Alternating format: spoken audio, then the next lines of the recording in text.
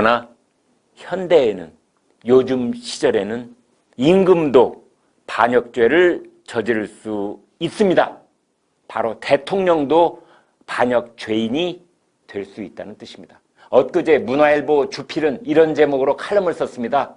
대통령도 반역자가 될 수 있다. 이것은 무슨 뜻일까요? 그렇습니다. 대통령도 반역죄인이 될 수 있다는 것입니다. 법치를 파괴하거나 안보를 포기하거나 매국, 즉 나라를 팔아먹는 행위를 한다면 그것은 대통령의 반역이라는 것입니다. 멀리 갈 것도 없습니다. 앞서 말씀드린 칼럼에서 열거한 가장 최근 사례만 말씀드리겠습니다.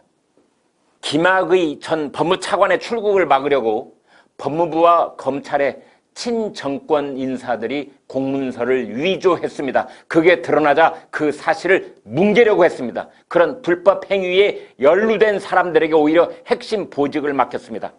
정권 차원에서의 공문서 위조, 사실 은폐, 불법 혐의자들의 영전 보직, 이것을 뭐라고 불러야 할까요? 그렇습니다. 바로 법치 파괴입니다.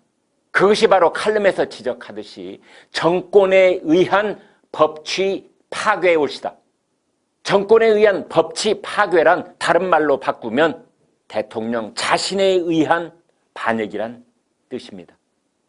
지난주 북한 김정은이 전술 핵무기 개발을 공식 발표했습니다. 서방 쪽 군사 전문가들이 추측으로 내놓은 기사가 아닙니다. 김정은 본인 입으로 말했고 평양의 관영 매체가 공식 보도한 내용입니다.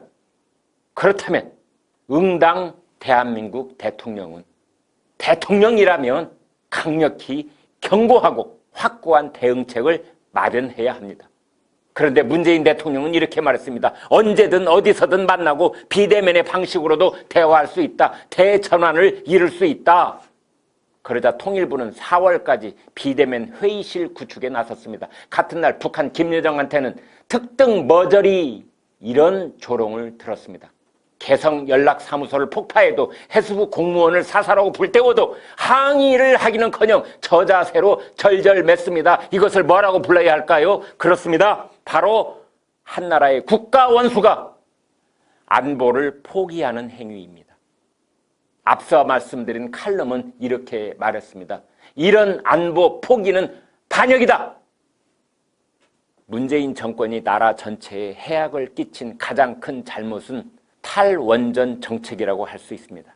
앞으로 수십 년, 수백 년 동안 우리나라 에너지 정책을 절름발이로 만들어버린 정책이 탈원전입니다.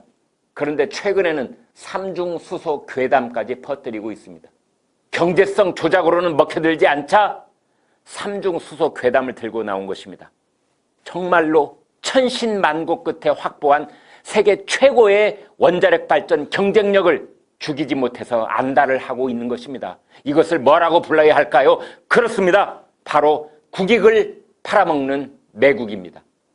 대통령과 정권이 국가의 이익을 팔아먹는 매국 행위를 한다면 그것을 뭐라고 불러야 할까요? 그렇습니다. 바로 대통령이 저지르는 반역 행위라고 할 수 있는 것입니다. 대기업의 영업이익을 뺏어서 중소기업이나 자영업자에게 나눠주라는 코로나2 공유제, 이것은 자유민주주의 시장경제와 사유재산제라는 나라의 근본 뿌리를 흔드는 발상입니다.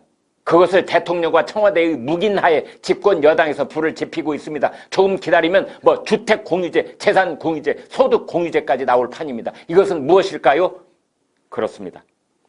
바로 국기문란이요 국헌문란입니다. 앞선 정권에서 최순실 씨가 만든 무슨 문화자든 체육재단을 저 사람들이 국정농단이라고 불렀는데 그런 것은 이 공유제에 비하면 애들 장난도 아닙니다. 헌법 정신을 훼손하는 국헌문란, 그것은 바로 정권이 저지르는 반역이 되는 것입니다. 대한민국 헌법 제21조 제1항은 이렇게 천명하고 있습니다. 모든 국민은 언론 출판의 자유와 집회 결사의 자유를 가진다. 그렇습니다.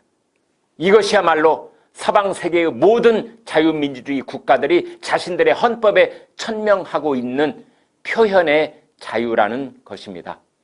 그런데 지금 우리나라 집권 세력들은 5.18 왜곡 처벌법 그리고 대북전단 금지법 같은 유연적 법률을 만들어 통과시켰습니다. 이건 역시 국가의 기본 질서를 무너뜨리는 국헌문란이요 반역적 죄과가 되는 것입니다. 선거법을 제멋대로 고쳐서 비례 유성정당이라는 희귀한 괴물정당이 나올 수밖에 없도록 만든 죄과도 결코 가볍지 않습니다. 다른 나라의 부끄러운 제도입니다. 국정원이 갖고 있던 대공수사권을 통째로 경찰에 넘겼는데 전술핵 무장을 천명한 적대 국가와 155마일 휴전선을 맞대고 있는 국가가 할 짓이라고는 믿을 수 없을 것입니다. 이스라엘 사람들에게 우리나라 국정원이 대공수사권을 포기했다고 말해주면 아마 거짓말하지 말라고 할 것입니다. 자사고, 외국어고, 국제고는 2025년부터 전면적으로 폐지될 운명입니다. 교육은 백년지 대계인데 이것을 함부로 허물고 있습니다. 김해 신공항은 백지화하고 10조 원을 들여 가덕도 신공항을 짓겠다고 하고 있습니다. 부산 시민들을 위해서라면, 부산에 살고 계시는 우리 애청자들을 위해서라면 신공항을 10개를 지어도 됩니다. 다만 선거가 있을 때마다 전국적으로 신공항이 서너 개씩 더 생길 수 있도록 만든 정권과 그 죄과는 그냥 넘어갈 수 없습니다. 지금부터 더 열거할 수 있는 정권의 반역 죄과는 쌓여 있습니다. 시간 관계상 여기까지만 하겠습니다. 여러분이 지인들을 만나서 얘기를 나누시면 정권의 반역 죄과를 몇 시간 동안 얘기를 해도 시간이 모자랄 것입니다. 오늘의 결론은 이렇습니다. 정권이 법치 파괴, 안보 포기, 매국 행위 이런 짓을 할 때 우리는 그것을 반역이라고 부른다는 것입니다.